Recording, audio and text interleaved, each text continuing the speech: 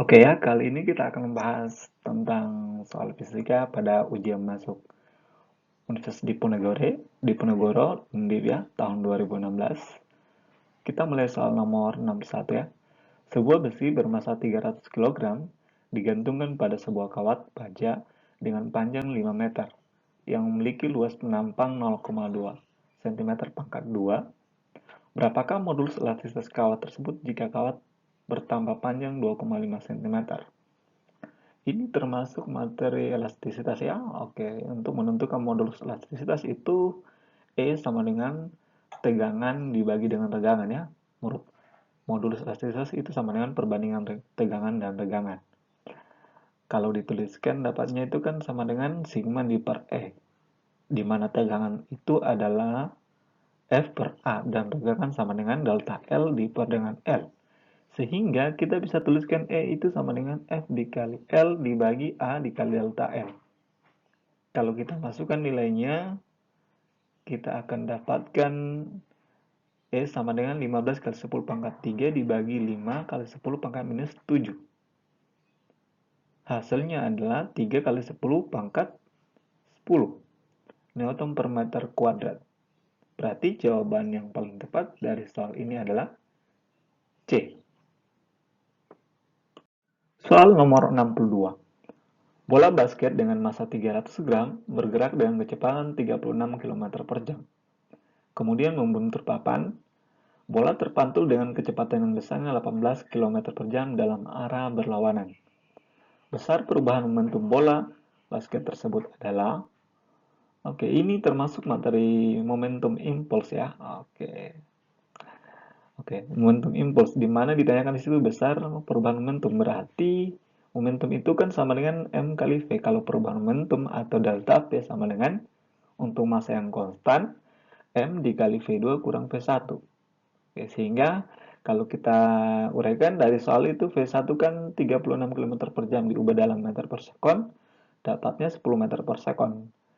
Kemudian V2 juga kita ubah, dapatnya 5 meter per sekon. Namun kan arahnya berlawanan dengan kecepatan awal ya, kecepatan pertama, sehingga tandanya negatif. Jadinya negatif 5 meter per sekon. Kalau kita masukkan di persamaan perubahan momentum, kita akan dapatkan delta P sama dengan 0,3 dikali negatif 5 kurang 10. Sehingga hasilnya perubahan momentumnya kita peroleh negatif 4,5 Newton sekon. Oke, tanda negatif itu menunjukkan bahwa arah momentum itu dia berlawanan dengan arah gerak semula. Berarti jawaban yang paling tepat adalah soal nomor 63. Gerak benda sepanjang sumbu X sebagai kecepatan V terhadap waktu menurut persamaan V sama dengan negatif 3T kuadrat plus 8T plus 2. Semua satuan dalam SI. Perpindahan yang ditempuh benda sampai 2 detik pertama adalah, oke, ini masuk ke materi kinematika gerak ya, atau masuk lebih khusus kepada gerak lurus berubah beraturan. Di mana perpindahan benda itu adalah fungsinya RT sama dengan R0 plus integral dari kecepatan terhadap waktu. Karena pada sumbu S, bahkan dapat kita tuliskan XT sama dengan X0 plus integral V dt. Kalau kita masukkan fungsinya, kita akan peroleh fungsi perpindahan terhadap waktu itu sama dengan negatif T pangkat 3 plus 4T kuadrat plus 2T. Ditanyakan saat T 2 detik, berarti saat T 2 detik kita masukkan nilainya ke dalam fungsi X itu dapatnya negatif 8 plus 16 plus 4. Berarti kita peroleh perpindahannya saat T 2 detik sama dengan 12 meter. Berarti jawaban yang paling tepat dari soal ini adalah D. Soal nomor 64. Sebuah pengendara motor bermassa total 200 kg melewati sebuah tikungan jalan yang berbentuk seperempat busur lingkaran datar dengan jari-jari kelingkungan 20 meter ya, maksudnya itu jari-jari lintasan. Koefisien gesekan kinetik dan statis antara jalan dan ban berturut-turut adalah 0,2 dan 0,5. Bila pengendara mempertahankan kelajuannya sebesar 18 km per jam, maka apa yang akan terjadi? Oke, ini masuk materi apa ya? penerapan gerak melingkar ya. Utamanya di sini nanti kalau misalkan mau ditanyakan itu agar benda itu tidak tergelincir. Nah, pada gerak melingkar itu untuk kasus benda yang berjalan di tikungan, agar benda tidak tergelincir syaratnya itu kecepatan maksimal yang diperbolehkan sama dengan akar koefisien gesekan dikali G kali R. Atau dengan kata lain, syaratnya itu gaya gesek yang dialami, gaya gesek statisnya itu harus lebih besar dari gaya sentripetalnya, kurang lebih ya, lebih besar sama dengan dari gaya sentripetalnya. Karena di situ kita lihat ya, kecepatannya kan itu hanya 18 km per jam. Kalau kita masukkan itu kan 18 km per jam itu kan kalau kita ubah dalam meter per second dapatnya V-nya 5 meter per second ya. Kemudian kalau kita masukkan ke persamaan Vmax itu, kalau kita masukkan kan koefisien statisnya berapa? 0,5 dikali 10 jadinya berapa? 20 ya. Berarti 100 ya. Berarti Vmax-nya 10 meter per second.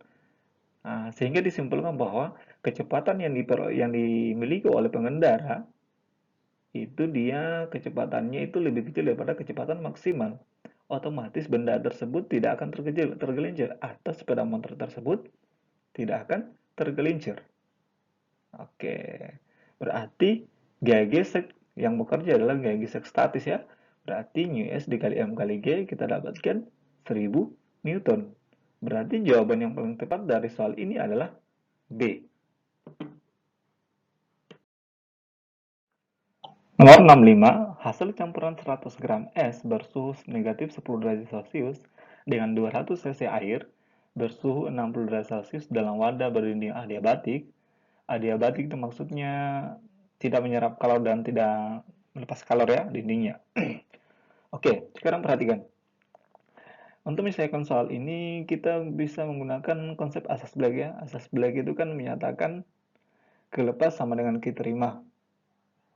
Berarti yang melepaskan itu benda yang memiliki suhu lebih tinggi. Di situ berarti suhunya air ya, yang lebih tinggi. Berarti M air dikali C air dikali delta T air sama dengan yang menerima MS dikali CS dikali delta TS plus ME dikali kalor leburnya plus MRS dikali CRS delta TRS. Karena saat menjadi air dia akan naik suhunya, makanya di situ RS.